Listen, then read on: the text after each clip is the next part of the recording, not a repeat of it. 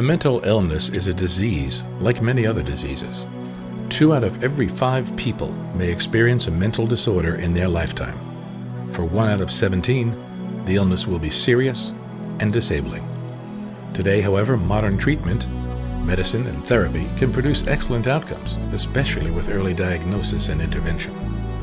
So why do so many people let fear, shame, and stigma prevent them from seeking the care that will help them most? Queens Public Television will explore these issues and more in this series, Understanding Mental Illness. Even today I'm hearing voices that are going to hurt me because it says you're negative, you're in the negative, you are inferior to all these people, you are going to hurt yourself. And coming to a certain semblance of sanity, not quite there, but enough after having a taste of whatever they were given. I think it was Thorazine at the time. I realized, I think I'd kill my mother. Serious mental illness can result from lack of proper treatment, often combined with substance abuse and other factors. For acute cases, inpatient care is necessary. Hospitals and state psychiatric centers provide this long-term treatment, and many offer unique programs, such as the Living Museum in Queens. Join us for Journeys. The people we treat here are the people whose illnesses are so complex and so severe that they weren't able to get the treatment they needed in their local community hospital. The first indications of a mental illness can be subtle or obvious, later in life or quite early. What is it like to develop a mental illness? It began with strange thoughts, bizarre thoughts, paranoia, delusions. It all goes on inside. So it's very hard to sometimes, for the outsider, even a loved one, to know what's going on inside your mind. I can't read your mind, and you can't read people's minds. So it's hard to kind of grasp what's going on inside. It has to be articulate. There are some tells when someone's responding to internal stimuli. You can kind of see, okay, something's going on there. But otherwise, it's really hard. It did reach a point with me, though, unfortunately, where I was talking to myself, and receiving responses. Oh yeah, and just kind of going through a whole dialogue and conversation. You just know when you go crazy. It's like what all men fear, and you know when something clicks off in your mind and you're not thinking right. And I was smoking for about a year and a half before it happened, but there was an incident in July where I just was sitting in my family backyard, and we were having a family barbecue, small barbecue, and one of my family friends from childhood was playing chess with my nephew, and they were engaged in a game, thinking, heavy thoughts, and I was painting a t-shirt in the backyard, and it just clicked. And I thought to myself, I looked at him, and I thought to him, you can read my mind, can't you? And he went like this. And I equated that to mean, I can hear you. And that just ratcheted it up more and more. And so that was the moment I always remember, as when I started to think strange thoughts and receive what I thought were stranger thoughts to amp up the experience even more. Untreated and still suffering from serious substance abuse, Issa heads toward the darkest night of his life. Here's how he describes it. I was just really out there. And I was so sick, eventually I got psychotic, hallucinating, hearing voices, seeing things, feeling things, and it just reached ahead to the point where sometime in February of 1990, I got so sick that I believed my mother was possessed by some evil spirit, which I was kind of slowly believing over a course of months anyway, like shutting people out more and more, thinking that they were against me. There was a whole lot of paranoia. And it ended finally with my mother. I pushed everybody out of the house, and the only one left was my mother. So of course, that whole piece clicked into place. And I wasn't trying to hurt her when the whole thing happened. I was trying to help her during an exorcism, but I didn't know what the hell that was. I know what I was doing. I was sick, And in the course of this process, I accidentally I put my knee on her chest, and I didn't know my weight, you know, and I cracked her sternum, and her ribs punctured her heart and her liver, and she died instantly.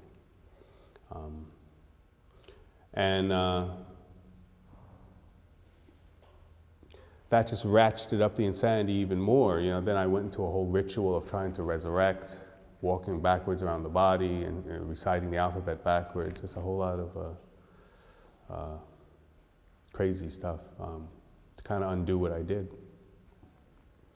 And I eventually, after trying to, because she had an apartment up in Canada for many years, so I took the car and tried to drive up to Canada to maybe reunite with her soul. And I was driving in and out of traffic and smoking on the road, you know. And eventually I crashed a car.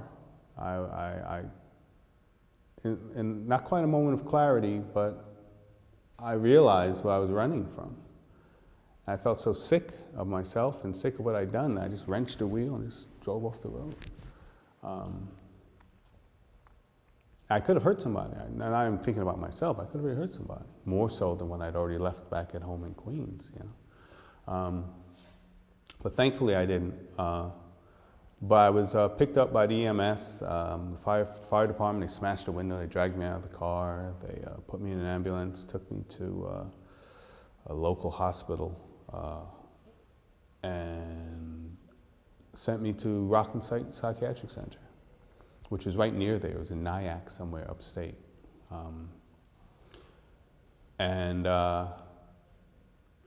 After being medicated for a couple of days, and coming to a certain semblance of sanity, not quite there, but enough after having a taste of whatever they were giving, I think it was Thorazine at the time, I realized, you know, I think I killed my mother, you know. And so I spoke to a social worker, and I confessed to her. I said, I think I killed my mother. So where are you from? And I gave my address. I remembered my address. I told him, check it out, please, see if she's okay. And a couple of days later, while still at Rockland Psych, the police came, detectives, and they confirmed what I thought. They said, yeah, you know, she's dead. And tell us what happened. And they got their confession. But yeah, it still haunts me. It still haunts me. As much as I've learned to forgive myself. And that was the hardest part. It took like 19 years, 20 years to do that. But it still haunts me, you know. But I really do feel like she's with me. Instead of prison, Issa was remanded into treatment through a plea of not responsible by reason of mental disease or defect, the so-called insanity plea. The insanity plea is not a free walk in the park or getting off, as even my family believed and probably still believe.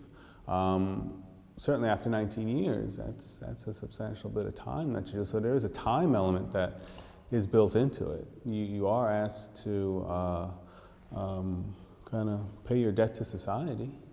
And I really thought, well, you know, I want to find out what happened to me, because I want to find out what caused this horrible thing in my life and how can I prevent it from ever happening again. And I didn't think going to prison would do that, quite honestly. Especially behind such a terrible incident as what happened with me. I accidentally took my mother's life as a result of being mentally ill. Now released, Issa works as an art counselor at the Living Museum. Here on the Creedmoor campus, he wrote and painted during his 19 years of treatment. Museum director Dr. Janos Martin has some surprising ideas about care for the mentally ill. Hundreds of students and young doctors come through this space over the years, and I always try to tell them two things about mental illness that people don't know about. One is that mentally ill people have extreme creativity. So modern art and mental illness intersect almost completely. And the second idea is, which is totally unknown to most mental health professionals and the public at large, that one major symptom of mental illness is niceness. Mentally ill people are just sweet and nice and childlike, very welcoming and pleasant. You know, the prejudice is that, oh, they're dangerous and all negative psychophobic stuff. They should know that that's not the case.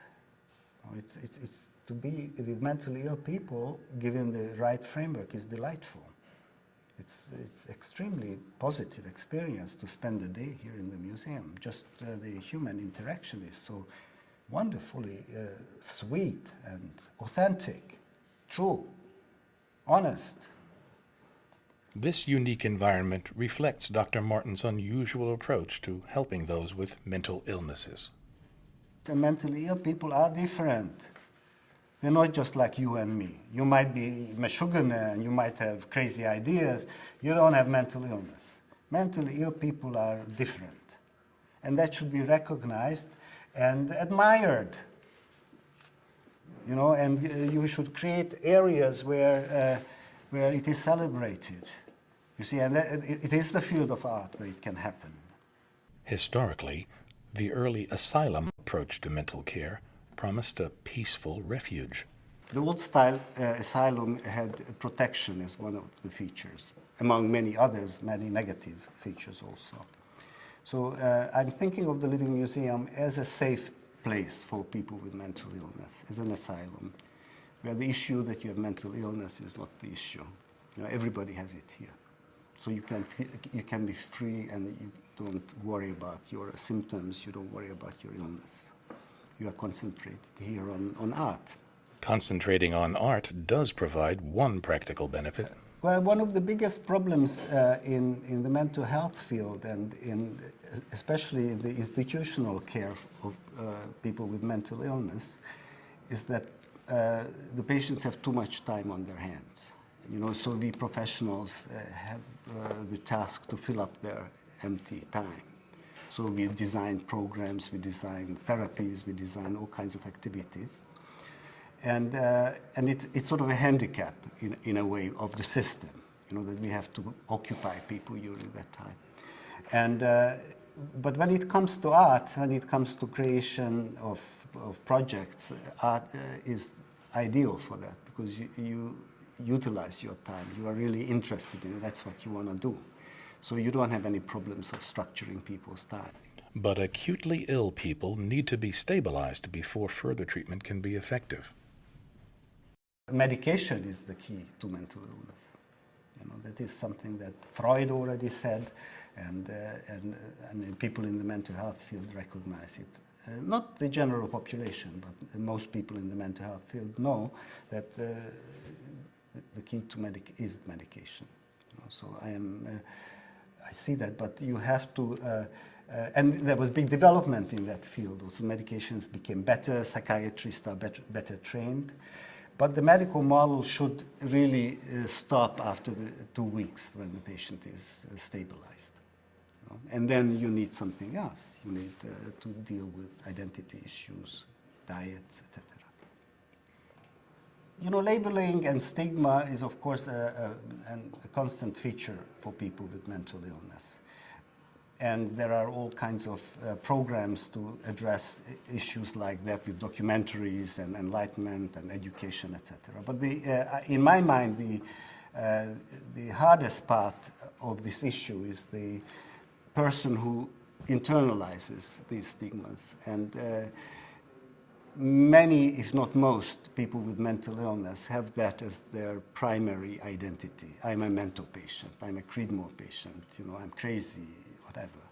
Even if they didn't have an episode for years, you know, it stigmatizes you for the rest of your life. And this self-stigmatization is a terrible thing because it becomes part of your identity.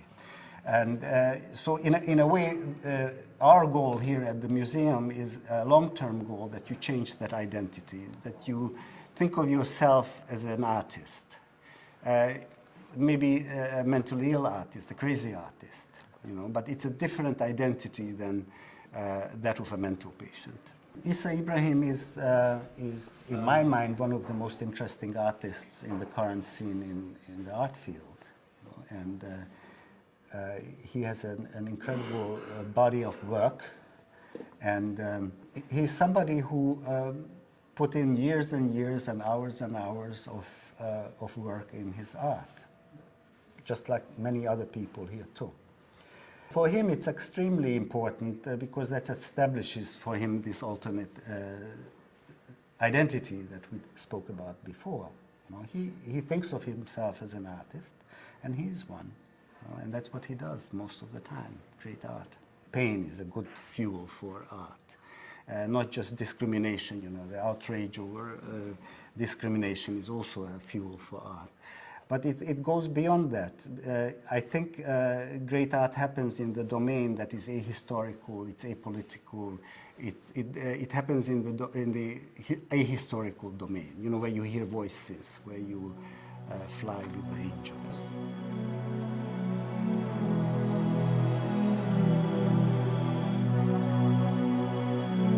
Can patients recover and successfully reintegrate into communities? We'll visit some programs dedicated to that very goal. Watch for our next episode, Transitions.